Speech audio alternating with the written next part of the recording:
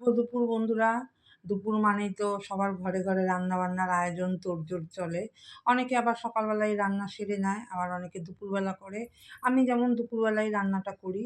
তো ১ম এ দেখলে এখানে তো রান্নাবান্না সবকিছু রেডি করে শুরু করেছি। আর ১ম এই দেখলে আমি শুকনো খোলার মধ্যে একটু তিল ভেজে একটু আ তিলটা সেঁকে নিলাম, আর তারপরে একটু পোস্ত আর একটু কাঁচা বাদাম একটু টেলে নিলাম।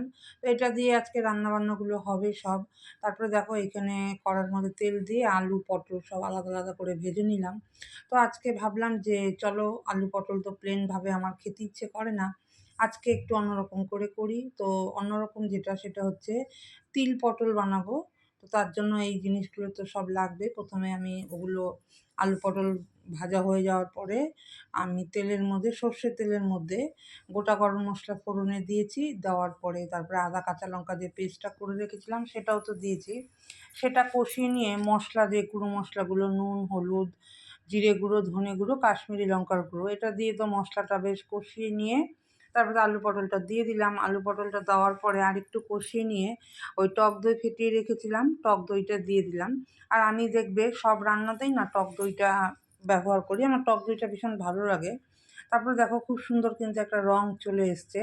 কষিয়ে নিলাম কিছুক্ষণ। তারপরে ওই যেটা নাকি আমি এ রোস্টেড তিলটা সেটা মিক্সিতে মানে পেস্ট করে নিয়েছি, সেটা দিয়ে দিলাম। সেটা দিয়ে আবার কিছুক্ষণ একটুখানি কষিয়ে নিলাম। এর মাঝখানে আমি একটু স্বাদ মতন মিষ্টিও দিয়েছি, চিনি দিয়েছি। আর নিরামিষ তরকারিতে দেখবে চিনি না দিলে তো একদমই ভালো লাগে না। তো স্বাদ মতন যে যেমন খাবে সেরকমভাবেই মিষ্টিটা দেবে। তো এখানে দেখো নুন মিষ্টি তো সব হয়ে গেছে। এবার আমি আরেকটু কষিয়ে নিয়ে তারপরে ওই মশলার বাটি ধোয়া ওই জলটাই আমি একটু দিয়েছি। কারণ কি এটা একটু তো গ্রেভি, গ্রেভি হবে, অত তো ঝোল, ঝোল হবে না। এটা ভাত দিয়ে তো খাওয়াই যাবে। লুচি, পরোটা, রুটি এটা দিয়েও খাওয়া যায়। তো তারপরে দেখো তরকারিটা তো আলু পটলের তিল পটল যেটা সেটা তো আমার হয়ে গেছে। তারপরে এখানে দেখো ওটা হয়ে যাওয়ার পরে এবার এখানে বানাবো হচ্ছে নারকেল পোস্তর বড়া। তার সাথে দিয়েছি নারকেলটা তো কুচি, কুচি করে কেটে নিয়েছি। তার মধ্যে দিয়েছি হচ্ছে ওই রোস্ট করা পোস্ত, চিনেবাদাম আর যে একটু রোস্ট করা তিল বেঁচে গেছিলো সেটা দিয়েছি। তার সাথে দিয়েছি ২ টো কাঁচা লঙ্কা আর নুন, মিষ্টি একেবারে সব দিয়ে দিয়েছি। আমি মিষ্টিটা দিয়েছি কেন? কারণ এইটার মধ্যে মিষ্টিটা দিলে চিনিটা দিলে চিনিটা গলবে না। তারপরে তো সেই একটা স্মুথ পেস্ট বানিয়ে নিয়েছি। তারপরে দেখো এটা একটা থালার মধ্যে নিয়ে একটু পেঁয়াজ কুচিয়ে নিয়েছি। পেঁয়াজ কুচিয়ে নিয়ে তারপরে এই যে তেলটা গরম করতে দিয়েছিলাম, সর্ষের তেল দিয়েই করছি।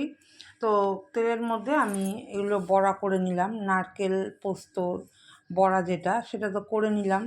১ম এ না কি হয়েছে বলো তো বড়াগুলো না ওঠেনি, ভেঙে ভেঙে গেছে। তারপরে তার সাথে একটু চাল গুঁড়ো অ্যাড করেছিলাম, তারপরে সেগুলো উঠেছে। তারপরে দেখো এইখানে তো সব এই ভাঙাগুলো তো আলাদা একটা জায়গায় নিয়ে নিয়েছি, আর গোটা গোটা বেশ কয়েকটাই হয়েছে। তো তারপরে দেখো রান্নাবান্না সেরে চলে এসেছি তো খাবার টেবিলে। আর এখানে আজকে আমার বিশেষ কিছুই রান্নাবান্না হয়নি। এই বড়াটা করেছি আর ওই তিল পটল যেটা করেছি সেটা। আর চাটনিটা তো ছিলই, ভাতের খাওয়ার পরে তো একটু চাটনিটা না হলে চলে না। তো তারপরে বিশ্বাস করবে না ২ টো জিনিসই না দারুণ হয়েছে, খুবই সুন্দর হয়েছে। আর এই ২ টো জিনিস আজকে আর মাছের কোনো দরকার পড়লো না। এমনি আমি মাছ ছাড়া খেতে পারি না, কিন্তু আজকে যেই ২ টো আইটেম আমি করলাম এই ২ টো দিয়ে আমার বেশ সুন্দর খাওয়া হয়ে গেছে। আর এমনিতেও না বড়া টড়া দিয়ে আমার ভাতটা খেতে বেশ ভালোই লাগে। তো তারপরে দেখো তারপরে শেষে নিলাম ওই তিল পটলটাও দারুণ হয়েছিল। এটা লুচি পরোটা দিয়ে খেতেও ভীষণ ভালো লাগবে।